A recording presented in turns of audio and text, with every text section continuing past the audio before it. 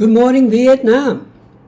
And here I am back again doing part 3 of my trilogy on Is AIDS, HIV a hoax?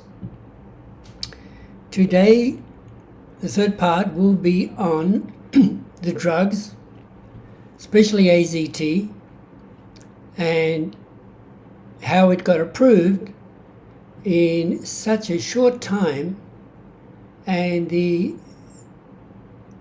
has never been shown to be really very effective on treating so-called people with HIV. And they have covered up the trials and also covered up the deaths. So I'll start by reading. I wrote a long introduction to this part, and I'm going to read that and then try to keep the rest of the video as short as possible. Excuse me, it'll be at least 90 minutes, this video again, up to 2 hours. So I will put this on the screen, but first off, I might as well just put it on the screen and go from there. Okay, I have a bug in my face, so let's pause this. So I'm back again, and you can see on the screen the opening page. There are 30 pages, but excuse me, a lot of it is in large font. But again, I'll try to get through as fast as possible. I am very disappointed. Almost nobody has watched the first two on this topic, because I believe when I look up on YouTube AIDS, HIV, they're all stories about HIV and AIDS in a positive sense. There are none on the negative aspects or even the truth about HIV. So I guess I'm not surprised. Maybe it'll gain traction in the future, but I don't know. It's just part of what and the type of videos I am producing. As I said in the beginning of the second one, most of them are about lies that people in power, when people with money, tell us.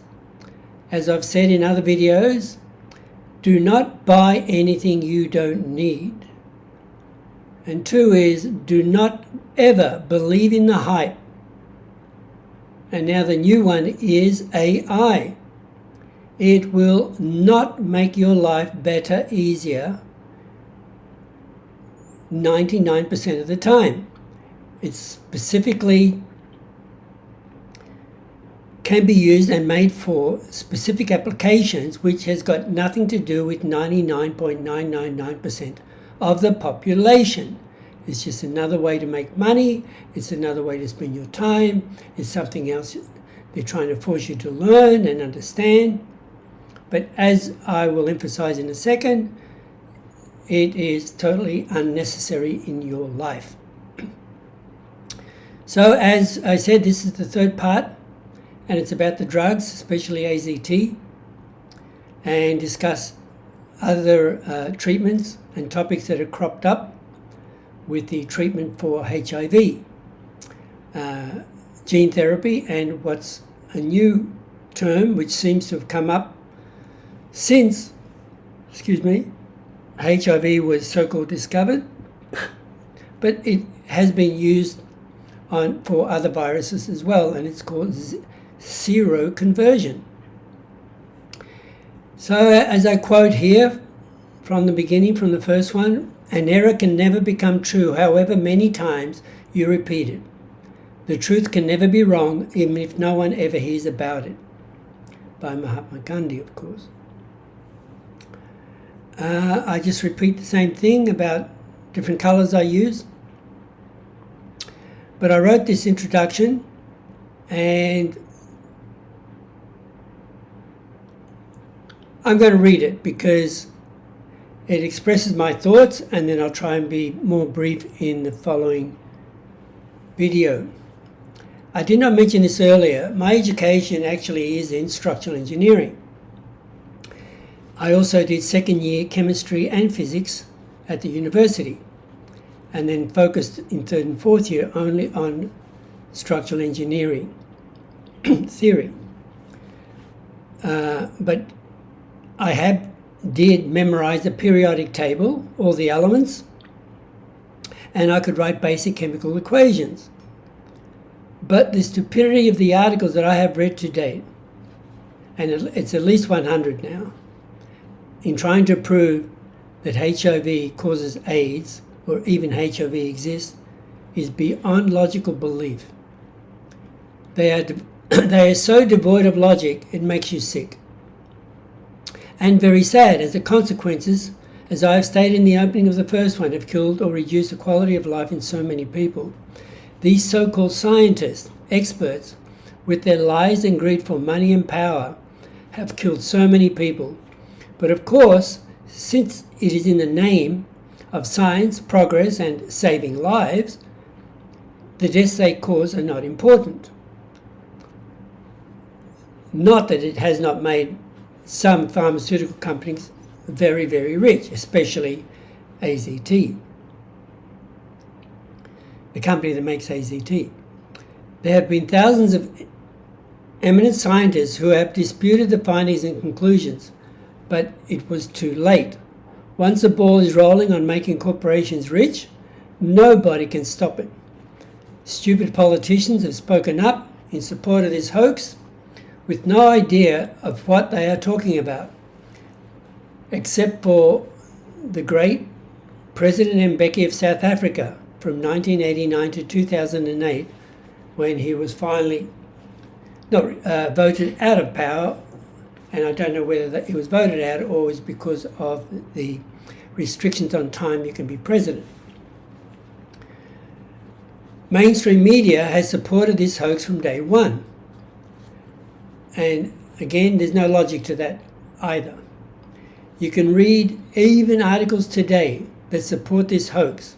Journalists writing about it as if the HIV story has always and will be 100% correct, and never questioning any part of what they are writing about or researching about. It is all starting again now with AI. Somehow AI will make a better life for you. But how? Like smartphones, the benefits are minimal, but the damage is enormous. I recall living and doing business for 20 years without any phones, and then finally we got pagers, which seem to work quite as well also. But with medicine, it appears that mere logic goes out the window, because now we are dealing with experts and we should trust them unconditionally. One reason, of course, is that AIDS was blamed on gay men, women, drug addicts back in 1983, that they were the cause of it, as they were blamed for cancer back in 1970. Interestingly, John le Carre wrote a novel, 2001, and a movie was made in 2005 that seems to mimic HIV almost to a T, the hoax. But in fact, it was based on a true medical experiments that were done actually in Nigeria, whereas the AZT HIV drug experiments and cocktails the biggest experiment was done in Uganda, and this is discussed in great detail in Ms. Farber's Harper's Magazine article, which I will discuss in great detail in the next video. Now, I'm not going to read everything here, but basically the propaganda that was put upon me back when I was in around 9th grade in 1967, the American propaganda machine was trying to convince even people at my age in Australia that the Vietnam War was a good thing, and they were preventing communism from taking over Australia. And even if people recall the movie, The Fugitive, where the head of the company espousing the virtues of this new drug, but in actual fact it was destroying patients' livers, and he had covered it up. And it's exactly what HIV has done. I should have added this web page and discussed Dr. Duisberg in part 2, but it skipped my mind. He was the first prominent scientist and is the most famous denialist that AIDS is caused by HIV. And he's one of the most highly educated in this field. And he quotes on his webpage, "The important thing is to not stop questioning," from Albert Einstein. So please look up his webpage. I've just cut and pasted. And back in '96, before he became super critical of the whole HIV/AIDS controversy, hoax, he was given a 7-year outstanding investigator grant from the NIH. This was, again, before it became, or he became more aware that it was a hoax. Further down, he has instead proposed the hypothesis that the various American European AIDS diseases are brought on by the long-term consumption of recreational drugs and or AZT itself. So, you can do much more research on him, but he also quotes you can read about the real story of AIDS in Africa if you go to his webpage. Again, I'm trying to get through this quickly because I want to focus more on the drug aspect. Those drugs being prescribed if you so-called have HIV. He quotes here Kary Mullis, who is a professor of chemistry, and he won the Nobel Prize for his work on the PCR test technique that is for detecting certain DNA of certain proteins in your blood. And now it's being used, of course, to search for fragments of HIV in AIDS patients. The test, I write, the test used to detect COVID-19, but also used for HIV detection. In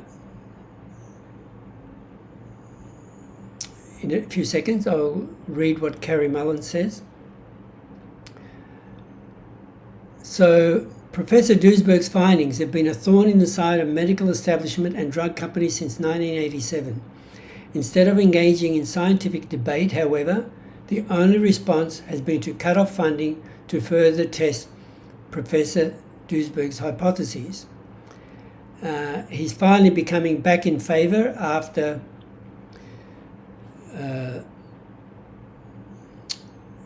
35 years, because his work on cancer has become so critical and important that he's been given some money now to research that. But he's been out in the wilderness for 35 years. So, as in part 2 of my series, Kary Mullis, did I make a mistake? Yeah, that's correct, Kary Mullis, who invented the PCR, what we now use as the viral load test, does not believe his invention can detect HIV, nor does he believe HIV causes AIDS. In fact, he wrote the foreword to Christine Maggio's book, which I mentioned in part 2 in detail. How is it that the inventor of the test we use to measure viral load does not approve for its use? So you can do more research on him and the PCR test. I highlight in red, however, a PCR test typically refers to a quick accurate diagnostic test for the early signs of an infectious disease, and especially for COVID-19. I don't know if you've noticed so far in the literature and what I've described, and more later, is that all the literature about HIV is about the detection of HIV only in a certain window frame. And the exact window frame I will talk about later. And seroconversion is the same thing, that you can only detect it in these certain window frames, which is absolute stupidity. There have been so many articles condemning Dr. Duisberg, but none dare to question his logic and him trying to get to the truth. They have only attacked him personally, like they have attacked Celia Farber. So the biggest article I can find on denialism is a Wikipedia page, which is quite lengthy, and I do mention, and I will mention it again in the beginning of the introduction to this video. If you don't want to listen to me for the next hour and a half, or hopefully less, you can look at the 5 web pages that I put in the introduction, and you can go through those 5 pages. They're all quite long, but you can read it in your own time. So, the type of HIV test. If you're interested in this, you probably know already. The 3 main tests for HIV are antibody tests, antigen-antibody tests, some sort of combination, and nucleic acid tests, NATs. So you can read more about this, but from this webpage it says if you have HIV, an antigen called P24 is produced even before antibodies develop. I will go into more of this a little later. You cannot find any information on this antigen P24 other than what it relates to HIV. P24 is part of the discovery of HIV. We do not know of the efficacy of the test compared with the blood, the oral fluid, or urine. And I have read many articles, but I cannot find one that does a comparison. This is the CDC webpage, and I've copied some of it about the test. Antibodies are produced by your immune system when you're exposed to viruses like HIV. Of course, it can't be anything else. They can't talk about hepatitis B. They can't talk about COVID-19, herpes, but of course, it's all about HIV because that's where the bucks are. Antigens are foreign substances that cause your immune system to activate. If you have HIV, an antigen called P24 is produced even before antibodies develop. Again, I'll talk more about this later. But you should know that antigens also exist on normal cells, healthy cells, but also cancer cells, parasites, viruses, fungi, and bacteria. Antibodies, more technical, but they are broadly speaking the same protein as immunoglobulin, and it is membrane-bound form or the secreted form of the B cell receptor. Anyway, try and find out more about that, and it's nearly impossible. The nucleic acid test. So this is a test, and it's can only be performed on your blood, and it detects certain genetic materials. So the blood test, which I'll get more into later, they've programmed these blood tests to detect certain types of artificially made HIV viruses. A pathogen. is the oldest and broadest in broader sense is any organism or agent that can produce a disease. So normally it's when they talk about pathogens, it is to describe an infectious microorganism or agent.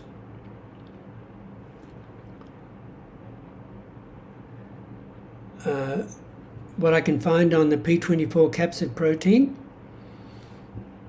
it's the most abundant HIV protein, that each virus contains approximately 1,500 to 3,000. And you need these, for any virus actually, to maintain its structural integrity.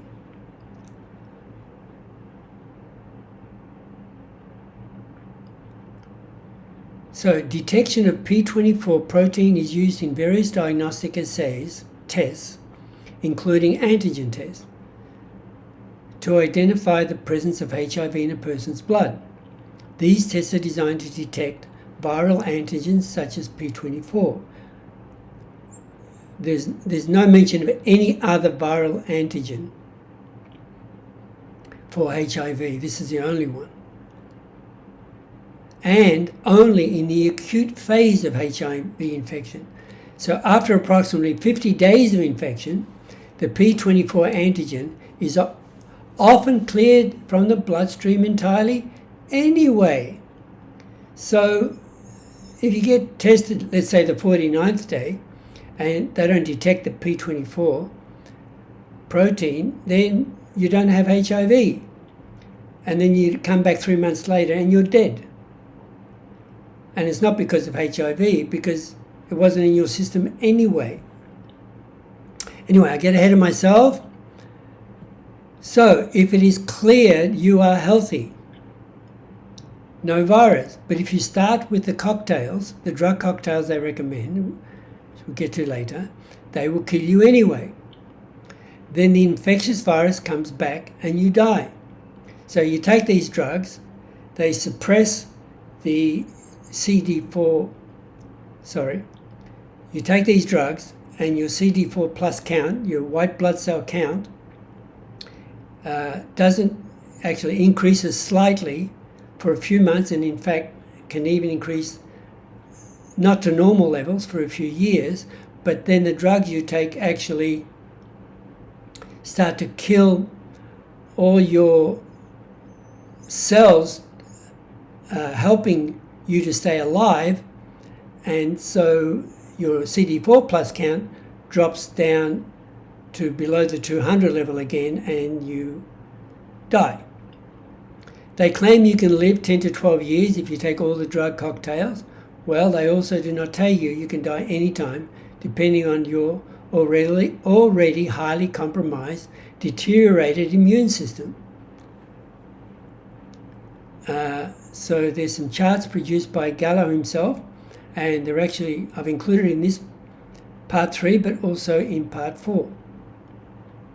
So a capsid is what is the protein shell of a virus. So the P24 capsid protein is what they're talking about, but the capsid is what protects the P24.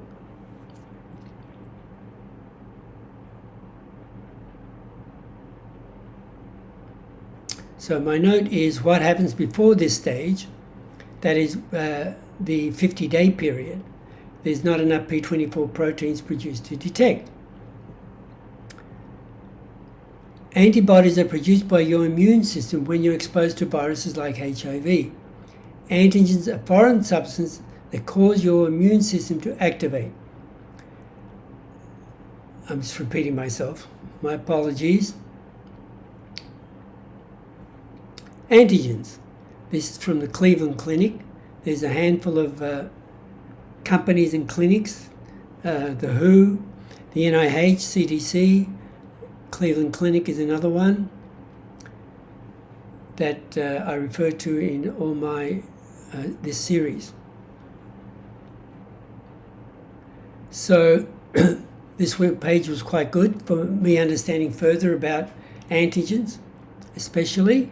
So there are four types of antigens: exogenous, which are external; endogenous, which are internal, that is, autoantigens and tumor antigens. So exogenous comes from the outside, so they come through your nose, your mouth, or cuts in your skin. So I guess that means through your blood. These include viruses, bacteria, pollen, parasites, and fungi. Endogenous antigens exist on all cells inside your body. They tell your immune system that they are either friendly or harmful. These include cells that are infected with bacteria or a virus that mark themselves to be destroyed by the immune system. Red blood cell antigens are special markers that your body recognizes as self-HLAs.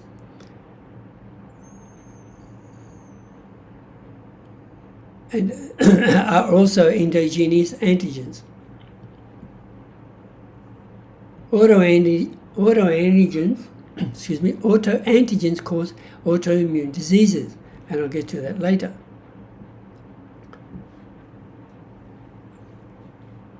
The accuracy of antigen tests depends on what kind of antigen you're looking for and how you test for it. Rapid antigen tests for viral infections, for instance, are most accurate when used within a few days of the start of your symptoms. This is when the largest amount of virus is present in your body and gives the test the best chance of detecting it. Well, this is where part of this confusion is with HIV. Clearly states here the antigen test is when you first get infected. But as we just saw previously, you cannot detect the HIV virus probably within less than 50 days. So how do they explain this contradiction? Well, it's not explained. So what are human leukocyte antigens, HLAs? HLAs are special markers that identify your cells as self or belonging to your body. All of your cells have HLAs except your red blood cells. So that means white blood cells have HLAs. If your immune system is compromised, why not then the marker P24 capsid protein may also be a HLA? And what I mean by that is there's a table down here, here it is, where your CD4 count, which is your white blood cell count, that if you get under 200, you are automatically diagnosed with AIDS. Now, go back here, why not the P24 capsid protein is produced by your own body as a HLA and is there trying to protect you? So this is never discussed anywhere. Why cannot a HLA be P24 capsid protein? Because when you are really sick and your immune system is so compromised, you're dying of something. And of course, before HIV came around, and this is at 83, people were dying of things like pneumonia extensively, hepatitis B, and other, as I mentioned in two previous videos, you're dying of many things before HIV came around. So why can't this P24 capsid be a HLA, something created by your own immune system trying to protect you? So here's a nice paragraph that explains what a HLA is and what it does. You can have antibodies to HLAs, causing an autoimmune disease if they happen to be your own. And as I say, why cannot P24 capsid protein be a HLA? Another article from Cleveland Clinic on autoimmune diseases. Your immune system is made up of organs and cells meant to protect your body from bacteria, parasites, viruses, and cancer cells. Now, there was a lot in the HIV/AIDS literature, and still is, trying to connect cancer to HIV. And it's been so totally debunked, it's ridiculous, but you will find still some literature making that connection. An autoimmune disease is a result of the immune system accidentally attacking your body instead of protecting it.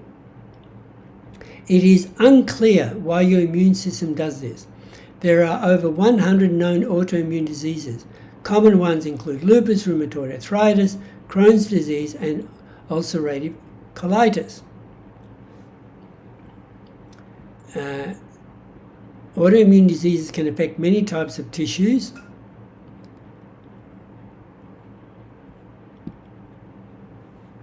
Experts don't know why your immune system turns on you. It's like it can no longer tell the difference between what's healthy and what's not, between what's you and what's an invader.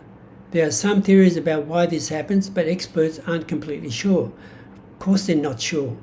And in fact, Dr. Duisberg is the only one that's doing new critical work on cancer, because that's what cancer exactly is doing to your body. So, where was it? You can have antibodies to HLAs causing an autoimmune disease.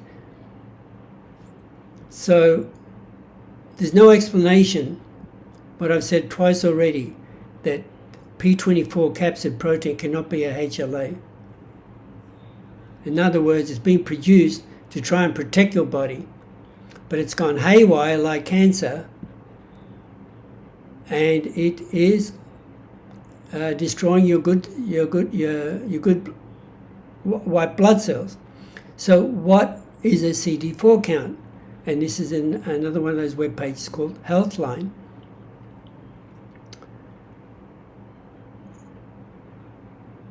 The CD4 cells are a type of white blood cell. They play a key role in the immune system. They alert other immune cells to the presence of infections such as bacteria and other viruses. Okay, it's just too heavily leaning on, instead of talking about other viruses and other diseases you can have, like pneumonia, like hepatitis B, and even today, COVID-19, it just totally focuses only on HIV, and that is to not give you any opportunity to think outside the box of if really HIV even exists. And as I write again, this can also be for HLA, the good cells in your body. Well, the cells in the body that are trying to protect you that you did not get exogenously.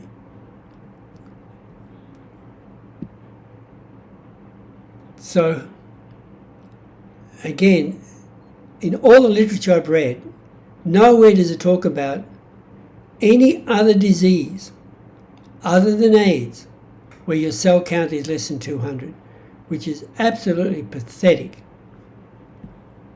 It's absolutely disgusting.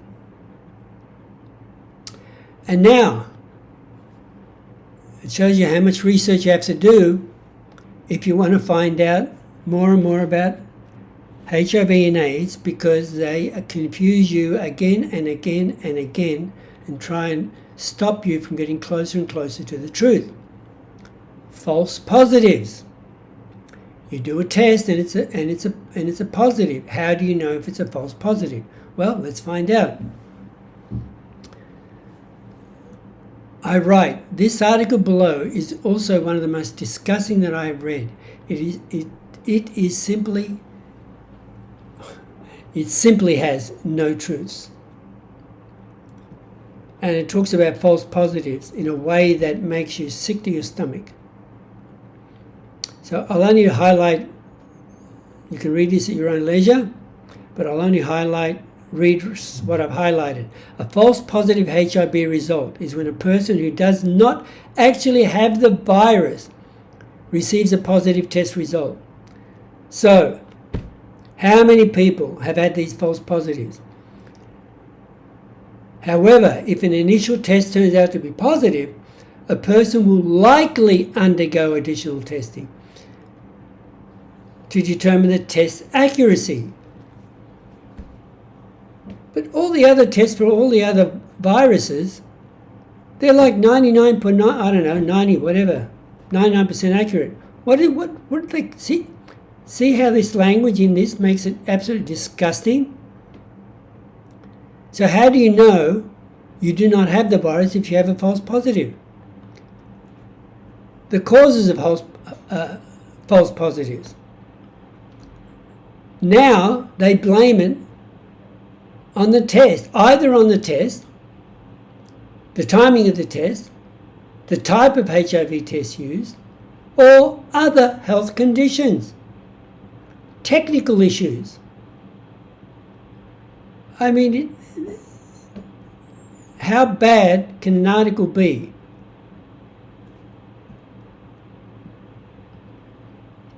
Here we go, more lies. After a person contracts HIV, the body does not immediately produce antibodies to fight off the infection. Well, why not? All other viruses do. And they try to explain it, get out of this one by stating this is why HIV tests have a window period. The period between the person contracting HIV and the time a test can detect its presence in the body. Testing too early before the window period can result in a false negative. Well, what about on the 50th day, 51st day, and you get a negative? How do you know it's false? As I write, mumbo jumbo. So, types of tests.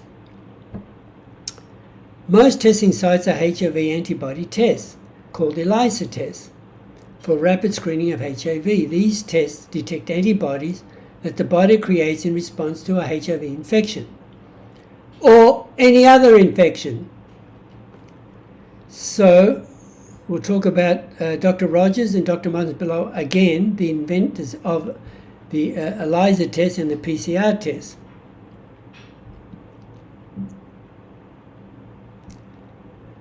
It talks more about these are the other health conditions you can have where you can get false positives.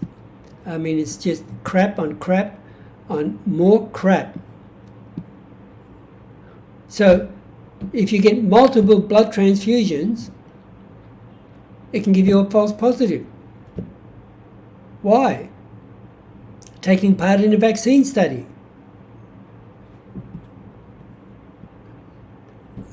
They're claiming it's later it says these tests are false positives only come up 2% of the time. Absolute rubbish. They're claiming 99.6% accuracy. This means that for every 1,000 people without HIV who take the test, 996 will receive true negative results. But it all depends, as they've stated earlier, on the window period you test. So,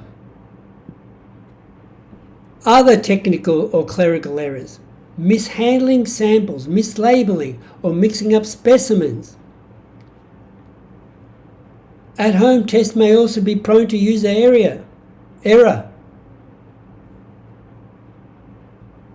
I mean, only for HIV do they write this absolute disgusting lies. So what is a false positive? Nobody effing knows. When does it become a real negative? Nobody effing knows.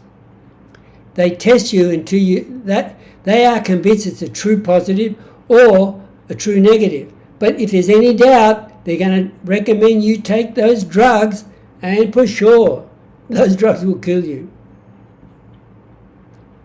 Going back to the article by Stefan Lanka which I introduced in part 2, 1995 article, who was super critical of the whole HIV/AIDS phenomena. And just to go back, I've mentioned this before, but there was a research group, scientists in Australia, that totally questioned the virology of HIV and totally claimed that it was debunked it because it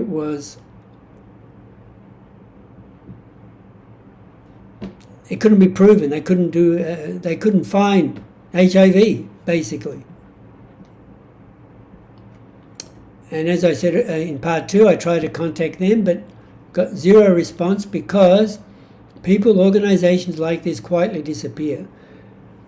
Like Dr. Duisberg, not like he has continually attacked the whole establishment, who continually research and write that HIV is a lie, is a death knell to scientists and researchers, as what happened to Dr. Duisberg. Now, it's going to go quickly through the second and third articles that were published after the so-called discovery of HIV back in 1983, because I didn't cover them very well. This reference 18 is actually from Dr. Lanka, and he refers to these two articles that were published, one by Bar Sanusi and one by Dr. Gallo himself. I didn't go through them in great detail in part 1, but I'm just going to go through both of them quickly now.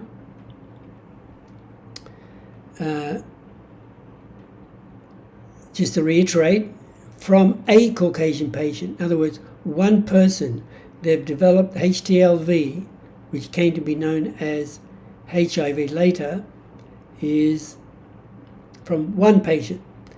And of course, they never traced who he is, where he came from, how did he get this? Did he come in contact with monkeys or people from Central West Africa? Nothing. And this is where Dr. Lanka totally debunks it, because he says clearly, if you go back to part 2, that what they discovered was reverse transcriptase activity, which was discovered way back in 1970.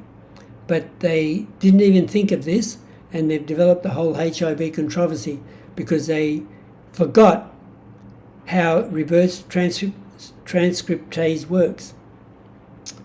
And it says, and has an internal antigen P25 similar to HTLV P24. Well, trying to find anything on these two antigens. I'll show you it later. From these studies, it is concluded that this virus, as well as the previous HTLV isolates, belong to a general family of T lymphotropic retroviruses that are horizontally transmitted in humans and may be involved in several pathological syndromes, including AIDS. May be involved. God forbid that they would have checked it from more than one patient. Disgusting. If you look up P25, you get rotavirus is a common cause of acute gastroenteritis in young children. Also, if you go to Science Direct, and same company, P25 protein and its tetrad sequence variability appear involved in the resistance breaking capabilities of the virus on sugar beet. Nothing to do with HIV. A virus on sugar beet. Just as I write, just a load of lies. As Dr. Lanka said clearly in 95, all they discovered was reverse transcriptase. The second article, this one put out by GALLO, isolation of human T-cell leukemia virus in acquired immunity deficiency syndrome. Again, this is put out in May, 1 month or the same month, they put out the original article that they discovered HIV. Zero research.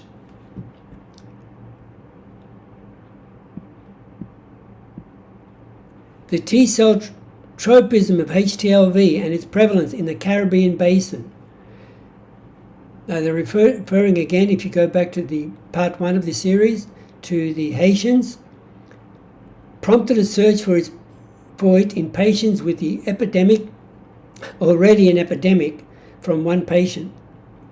T-cell immune deficiency disorder known as AIDS.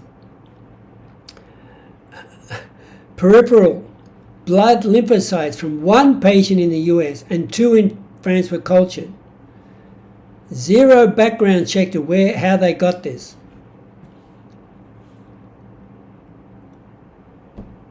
And here's a statement that is absolutely disgusting and zero proof. The virus was also transmitted into normal human T cells from umbilical cord blood of a newborn.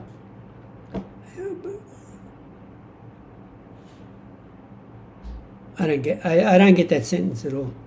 Anyway, as I say, from Haiti, of course, one patient, and also the last sentence is based on one patient, and no information about their research.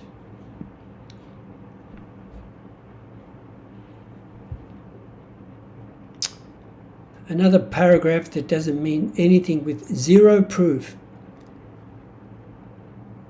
It is possible that patients from whom the virus can be isolated can be transmitted to others. So they don't even know, and yet they're writing this articles like HIV exists.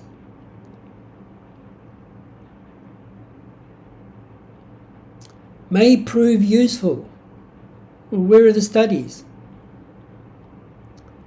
In other words, they have no idea what they're talking about. They have already got a virus that causes AIDS with no research. Going back to one of the reviewers, which I went over in part 2,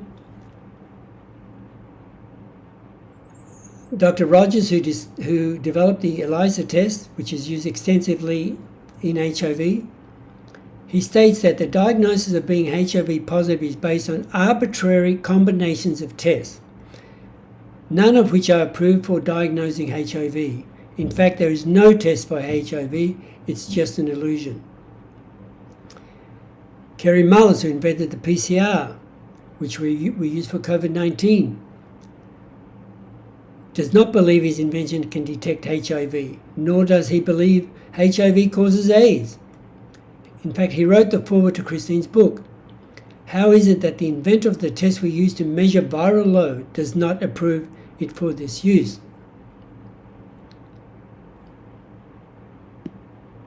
So as I said, it's mainly used, it was used, it still is, for COVID-19. So, more on the test. The ELISA test, the Western blot, and others. From Healthline, what are the ELISA tests and the HIV differentiation assay? Assay is just another word for a test.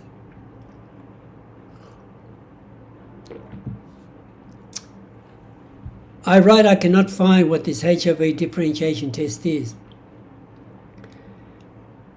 In other articles I've read, it only states it tests if you have HIV-1 or HIV-2 or both. But God forbid, how do they know which one it is, or a combination, if the developers of the test say it does not detect any HIV or any virus like HIV.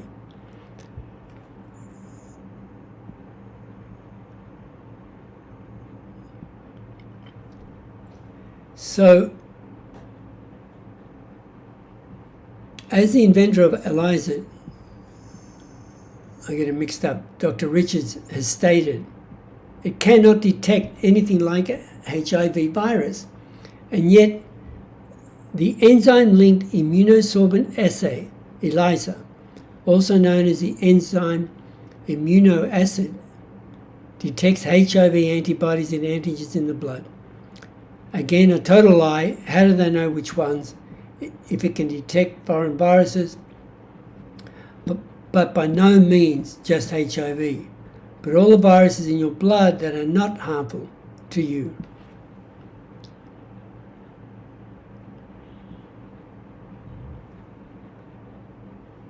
So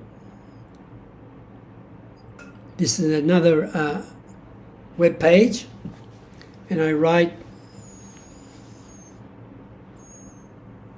I didn't read it fully, I glossed over it, and it's just absolutely disgusting the way it talks about HIV, and it's put out by NIH, or it's approved by NIH. Continuing on the tests, the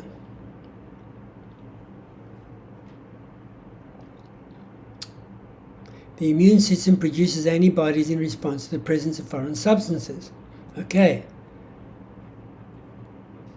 So, so if for any reason you are in a group, or they suspect you to have HIV for any reason, then they would do the ELISA test. And then to follow up, previously, you would then do the Western blot test. But however, the Western blot test is no longer used, and today the ELISA test is followed by a HIV differentiation assay to confirm HIV infection. How do they do the HIV differentiation assay is what's really confused me, because I cannot find out. Oh, maybe they do. The provider may also order a HIV genetic material detection test.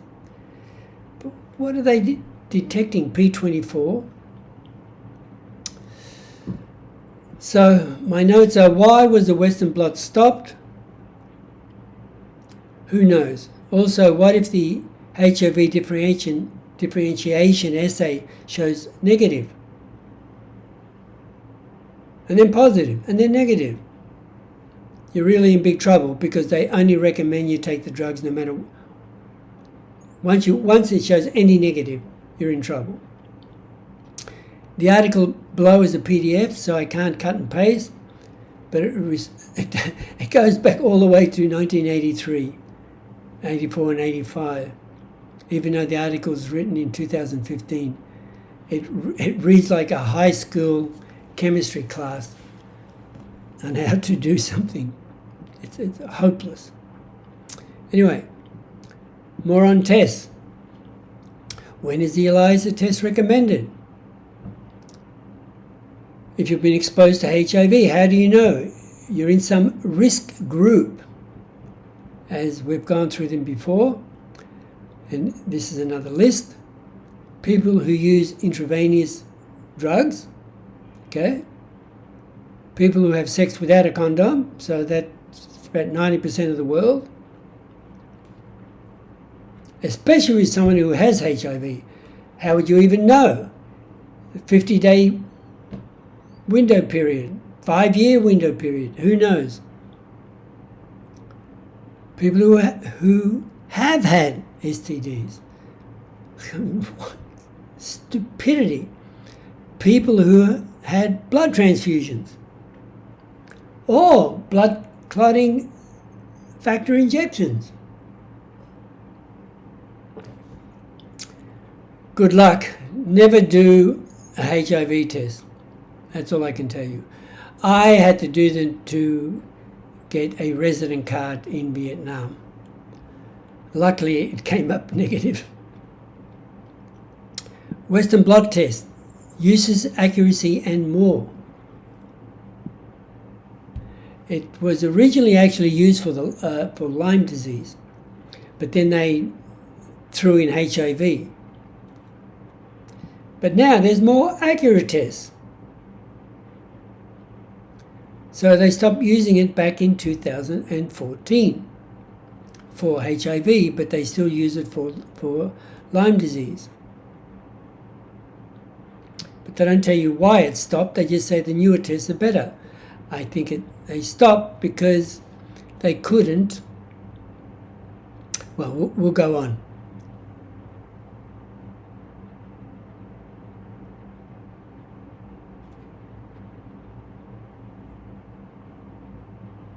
So what is a Western blot test? Enzyme linked. Oh, that's if you get if you get a positive ELISA test, then you should take a blot test, Western blot. So the Western blot test looks for the antibodies against an infection, not the infection itself. That's why it was stopped, because it was inaccurate.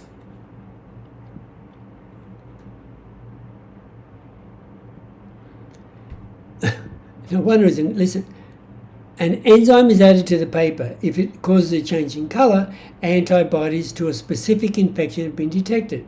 What specific infection then? How do they know?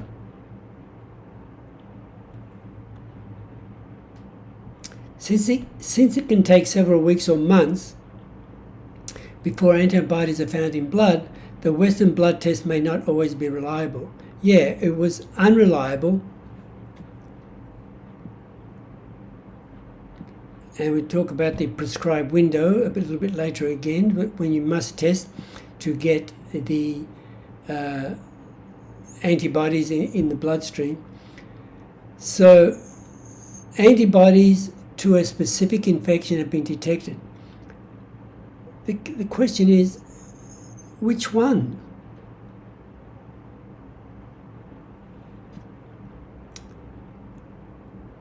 So the Western blood test can... I don't get it. It's still confusing for me how inaccurate the Western blood test is. So finally we get to the drugs, and we're halfway through this presentation video. So the best article you'll find that discusses AZT and how it was approved for use in HIV infection was put out by Spin magazine in 1989 in November, and it was written by none other than the great Celia Farber, and it was this copy I got is actually republished in 2015. And I've only taken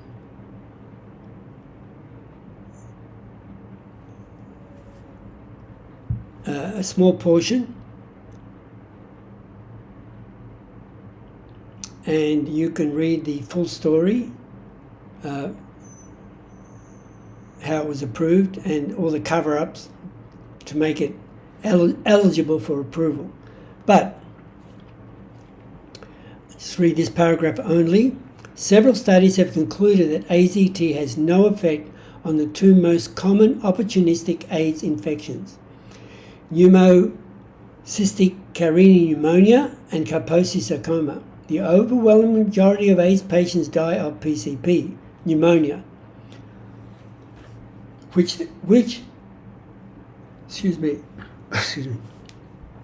which there has been an effective treatment for decades, well before HIV came around. This year, the FDA finally approved aerosolized pentamidine for AIDS. A recent Memorial Sloan Kettering study concluded the following. By 15 months, 80% of people on AZT not receiving pentamidine had a recurrent episode of pneumocystis. Only 5% of those people who did get pentamidine had a recurring episode. All those deaths in the AZT study were treatable. They weren't death by AIDS, they were deaths from treatable conditions. They didn't even do any autopsies for that study.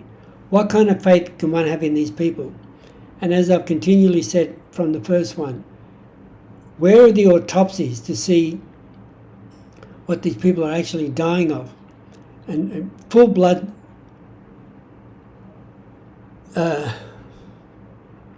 testing their blood for all the whatever is in their blood that may have helped them pass away.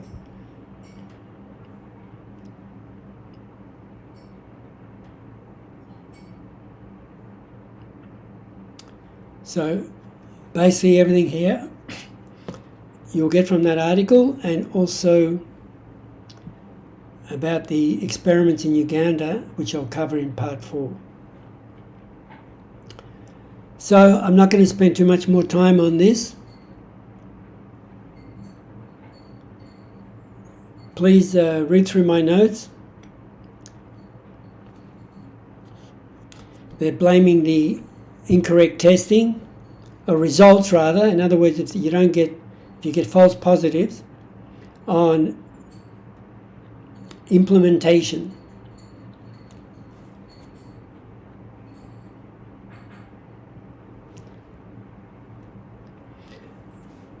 So this is actually a little bit of a critical article on the HIV testing.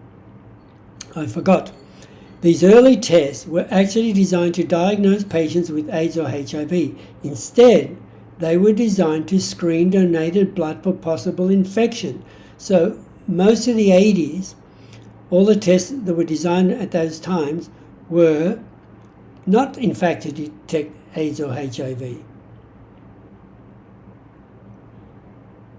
So as I write, any infection. So then why was the ELISA test used to detect HIV? They weren't, as the doctor who invented it said, it's not designed to detect anything like HIV. And another good paragraph from this article. Actually, as Smithsonian Museum of American History explains in its documentation of the ELISA test, the test kit had a label. So we're going back into the mid-80s now. It is inappropriate to use this test as a screen for AIDS, or as a screen for members of groups at increased risk for AIDS in the general population. The presence of HTLV-3 antibody is not a diagnosis for AIDS. So HTLV-3 is later renamed HIV. So even back then, it was clear to everybody except the HIV pro community that the ELISA test was not to be used for AIDS, but they still use it today. Here's another article on the first AIDS drug, AZT.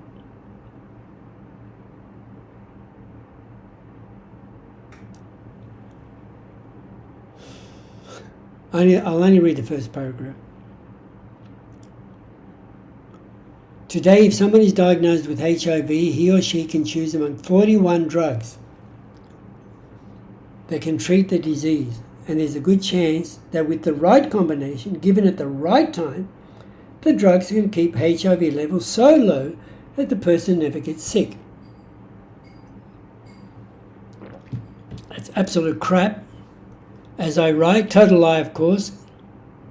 This is just guesswork. After 40 years, every other virus has a very small number of drugs, and they do actually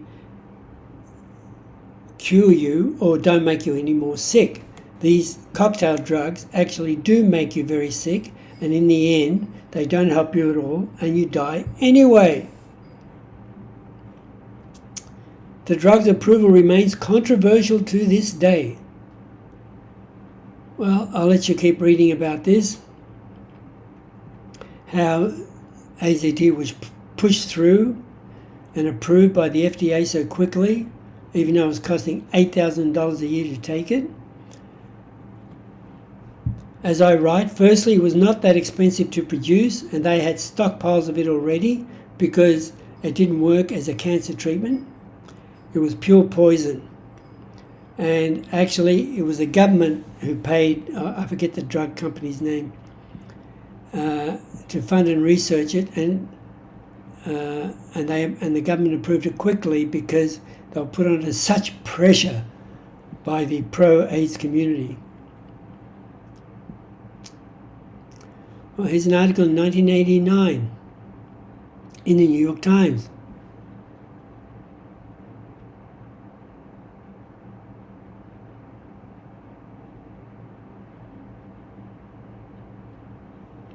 Talks about the cost of the drug.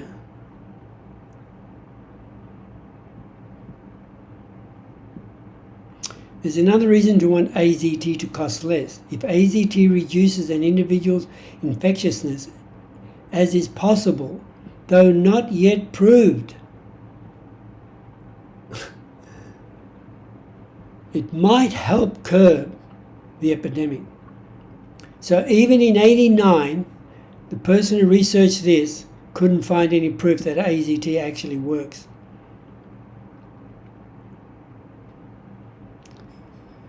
So, it's Burroughs Wellcome Company of North Carolina who made AZT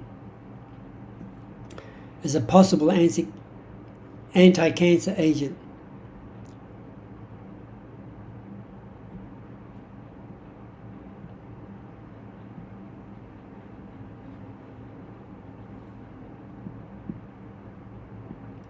So anyway, the government got no patent rights, of course.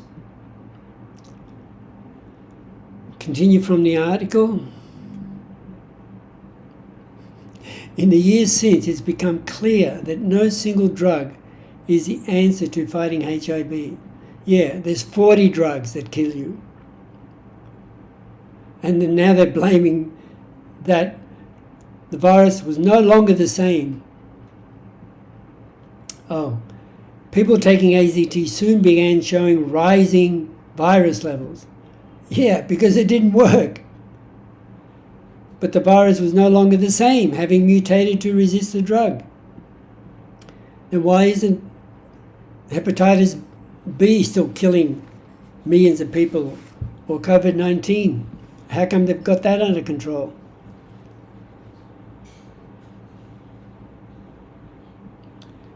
As I write here, the same thing.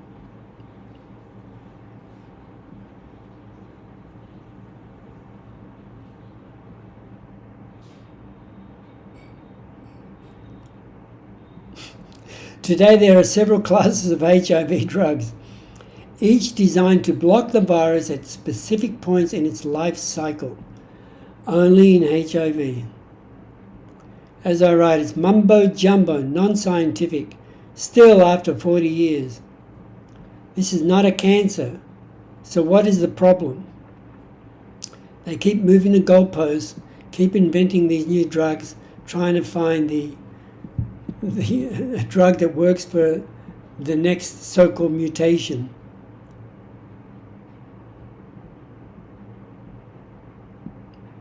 These so-called antiretroviral drugs have made it possible for people diagnosed with HIV to live long and relatively healthy lives, as long as they continue to take the medications. And for most of these people, their therapy often still includes AZT. Yes, the drug that kills you. So, I didn't know what the date this article came out.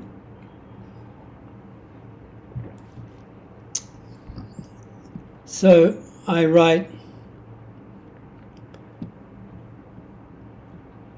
so-called these new drugs will keep you alive for a maximum around 10 years, and then its effect goes away, and then you die.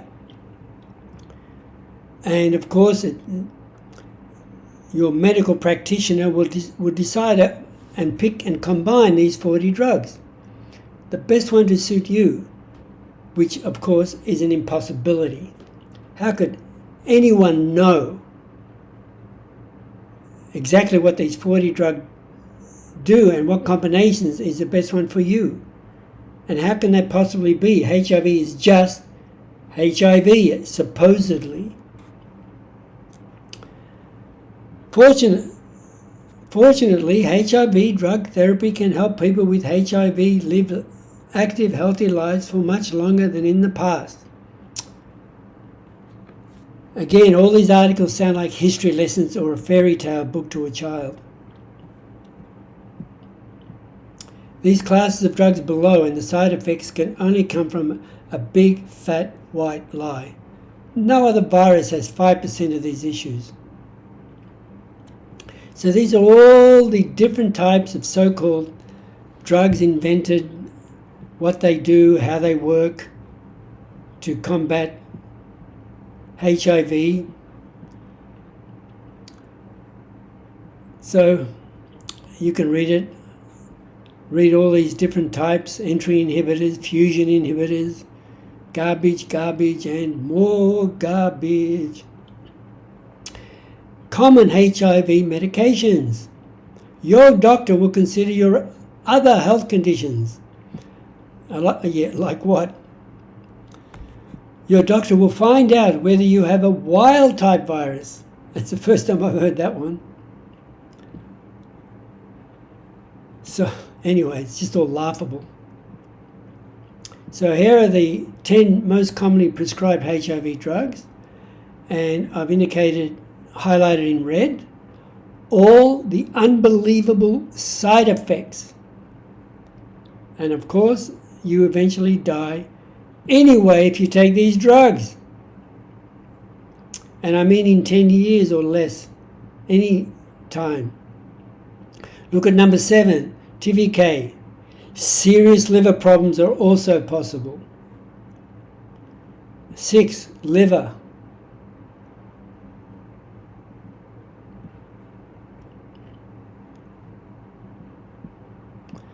9, liver. I mean, you might as well just get drunk and enjoy being drunk until you die. Serious side effects are also a sign that a change may be necessary. Talk with your doctor before stopping any of your HIV medicines. Yeah, well, we'll see in part 4 how that helped the woman who passed away. Yes, the drugs are killing you.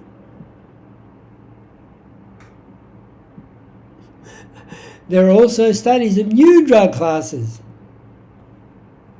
More drugs that will kill you. So, another article, actually, somehow I came across the term monoclonal antibody. Oh, sorry, in this, at the end of this, the 10 drugs, the most common drugs, and the use of monoclonal antibodies to fight the disease. So, what are monoclonal antibodies? Is an antibody produced from a cell lineage made by cloning a unique white blood cell.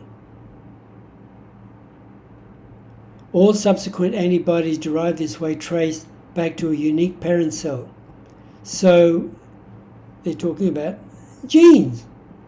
So let's go into genes now. So this is what they're claiming about genes. We now have a precise way to correct, replace, or even delete faulty DNA. So this is from The Guardian. What is gene editing? With gene editing, researchers can disable target genes, correct harmful mutations. But guess what? They haven't done it yet. But also, and change the activity of specific genes in plants and animals, including humans. Well, there's no, I'm sure they've done experiments on humans, but a huge positive effect has not been published anywhere. There are thousands of genetic disorders that are passed on. They are not rare. 1 in 25 children is born with a genetic disease. Well, 1 in 25 children don't just suddenly die, don't just suddenly have their eyeball fall out, don't suddenly have their penis fall off. So I guess we can have these disorders and live quite comfortably. Fear tactics, that's all they are.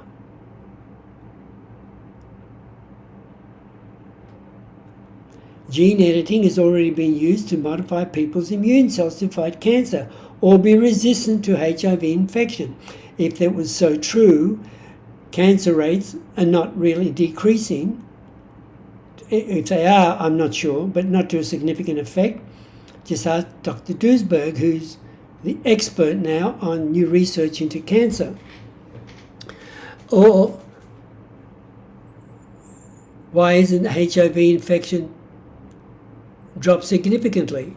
Well, what they're writing now to try and convince you they've dropped HIV dropped significantly in Western countries at least because everyone's taken the drugs. Yeah, crap and more crap. So let's talk about genetically engineered cells successfully used to treat aggressive form of childhood leukemia, but landmark treatment had only been tested on mice. So here's the article, but 2015, I could not find anything to follow up on this article, and I guess the poor young girl, died. So it didn't work. HIV gene therapy, right? This 10 years ago. Hailed a success after trial. Radical treatment helps patients' defenses against virus.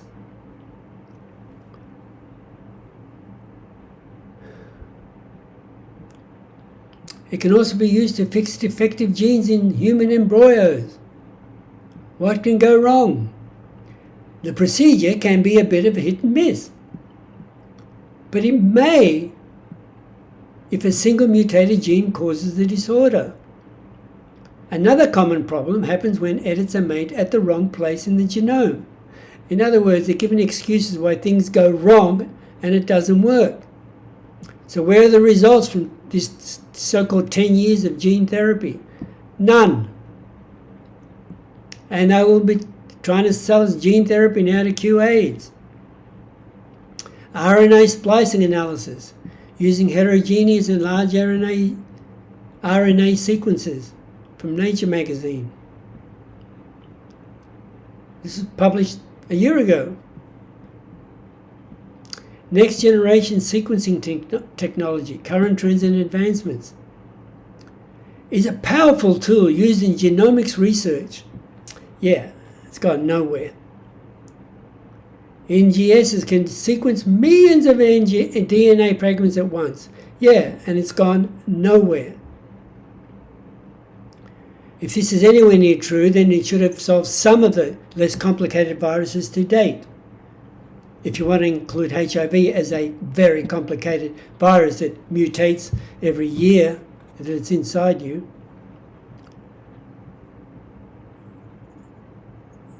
Did I copy that?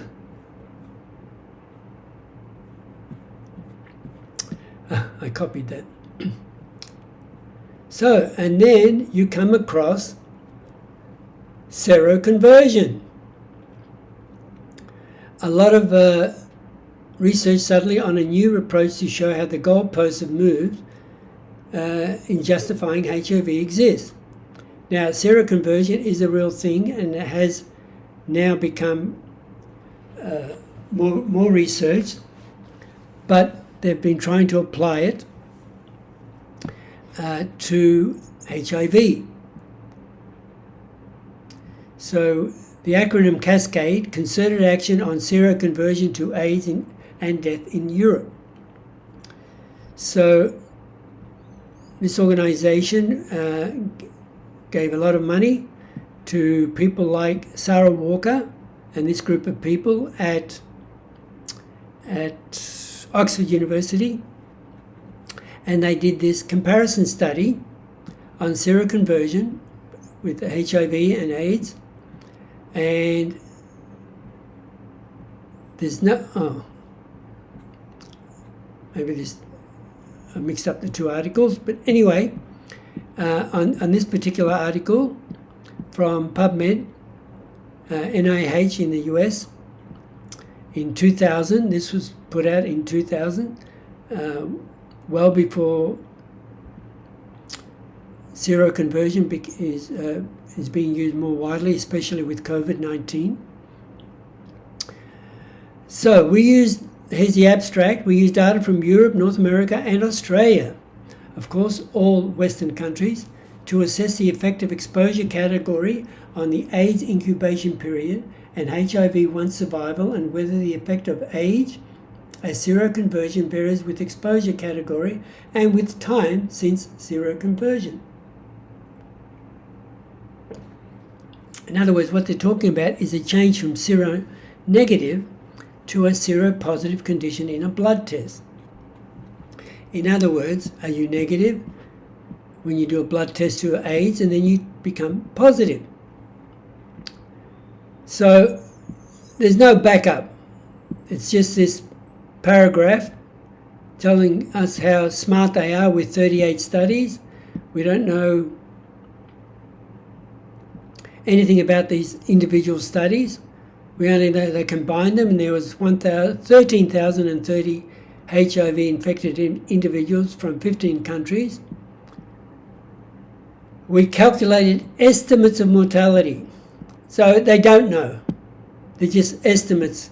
So the whole program,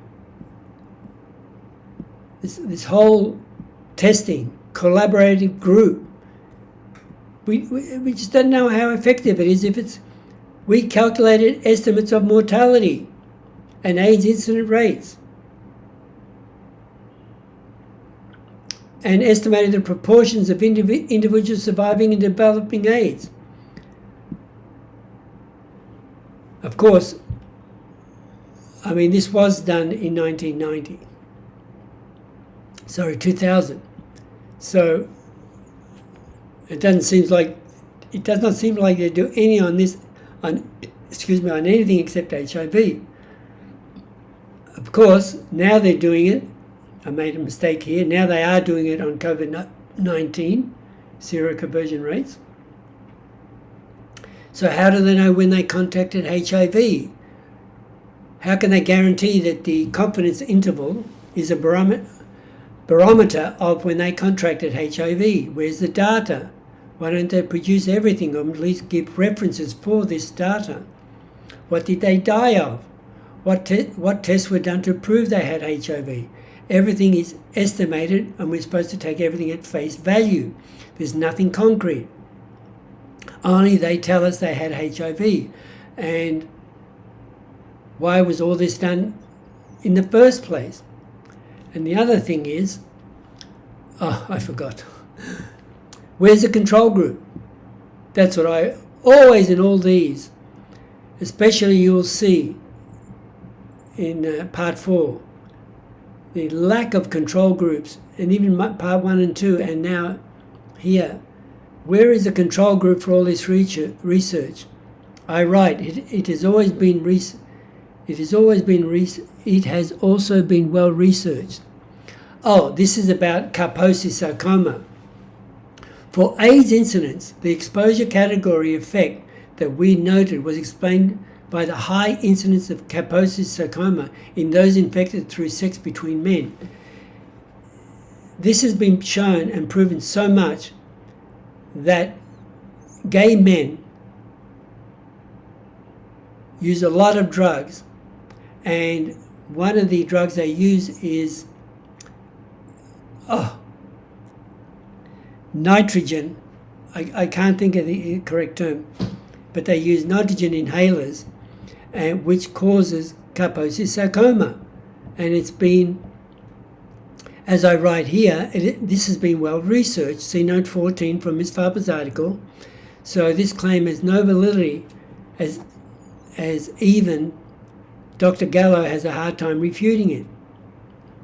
Nitrates, not nitrogen, nitrates. They do nitrate inhalers, like crack cocaine. We estimated that among people that as I write, they may have survived anyway. Where is the control group? So their interpretation, before widespread use of highly active antiretroviral therapy before 1996, time since seroconversion and age at seroconversion were the major determinants of survival and development of AIDS in Europe, North America, and Australia. In fact, it's just garbage. There's no conclusion whatsoever. that can be proven. And of course, Lancet, if you haven't mentioned, I think on part 1 and 2, they have a disclaimer. They take no responsibility on anything that's published on their website or in their magazine. So here's another article on seroconversion. It even states here in this 2003 article, I've highlighted in red, before seroconversion, the antigen itself may or may not be detectable, but the antibody is absent. So if the antibody is absent, how do you know you're positive? You do the blood test, the HIV test, or the ELISA test, and it becomes up positive. If the antibody is absent, this is unbelievable again. How do they know if seroconversion even happened? Because the antibody is not there. Then if there's no antigen, then no antibody is produced. Antibodies only produced if the antigens are produced in your body. Okay, enough of seroconversion. If you want to read this, in my opinion, it's just absolute rubbish. They don't prove anything. It just goes backwards and forwards, trying to prove that HIV is similar to this particular article. Is this here? Yeah, this is the Wikipedia page on seroconversion. And they try to do a strong comparison with HIV and with hepatitis B and with COVID-19 to prove that the tests and P24 antigen and the timeline when you have to test HIV is somehow similar to hepatitis B and to COVID-19. And it's just absolute rubbish. So this is actually from the rebuttal from Dr. GALLO'S, which I'll go in more detail in the next part, in part 4. And the Wikipedia page goes, as I said, tries to compare seroconversion with COVID-19, hepatitis B and HIV, but in my opinion, it fails miserably. So that's what I write. It is unbelievable. And why isn't it, where is the chart for COVID-19 then? They only produced, this is for hepatitis B. You see it has zero to do with HIV. And also I write here, then why aren't they using the same medical parameters? Here they're using HBeAg, anti-HBe, IgM, and so forth to detect the virus.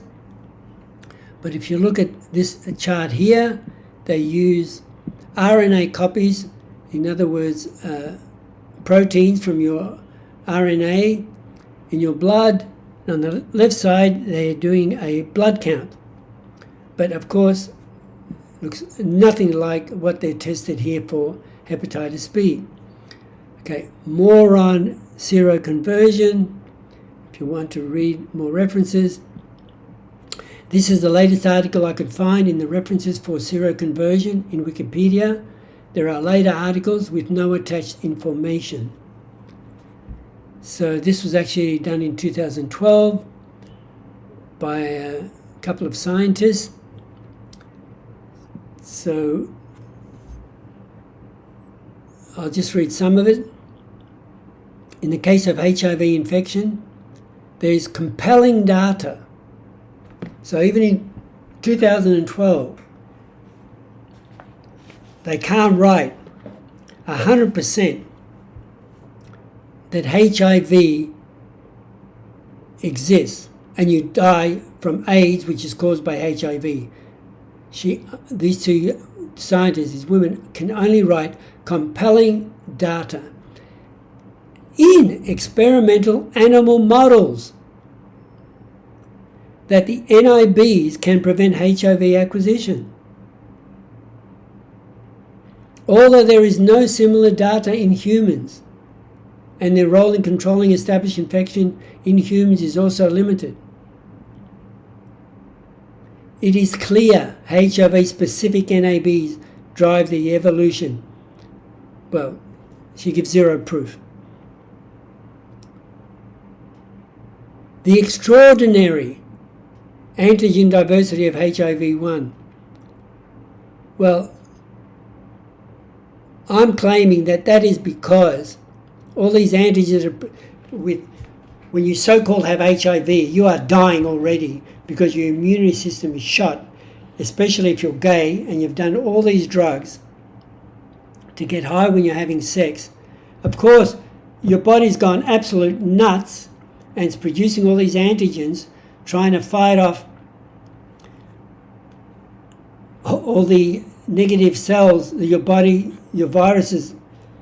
Your body is producing all these viruses trying to kill you, well, kill your immunity system, and slowly you are dying. And that's why you have this extraordinary antigenic diversity. Nothing to do with HIV. And I mean, again, this could provide another mechanism. Could provide. And of course, this whole article is only about HIV. Why don't they talk about other viruses? To finish part 3, what is a virus? They're small pieces of genetic information inside a protective shell, a capsid, like so-called P24. Viruses can't produce without a host. Okay.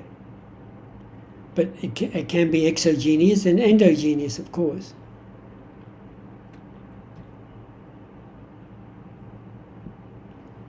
So in this webpage from Cleveland Clinic, there's no mention of HIV or AIDS, in fact, when they discuss a virus, because it is losing its traction.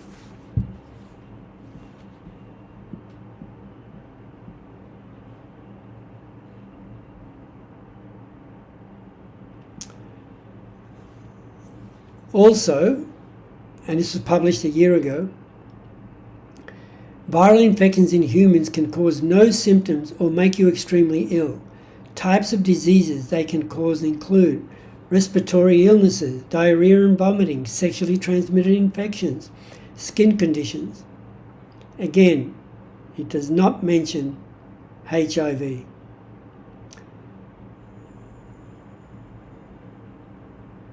And just remember, and I say this in closing, but there is no HIV virus or germs that have been detected when you test for HIV. It's just antigens. Well, that's all. I hope you enjoyed it.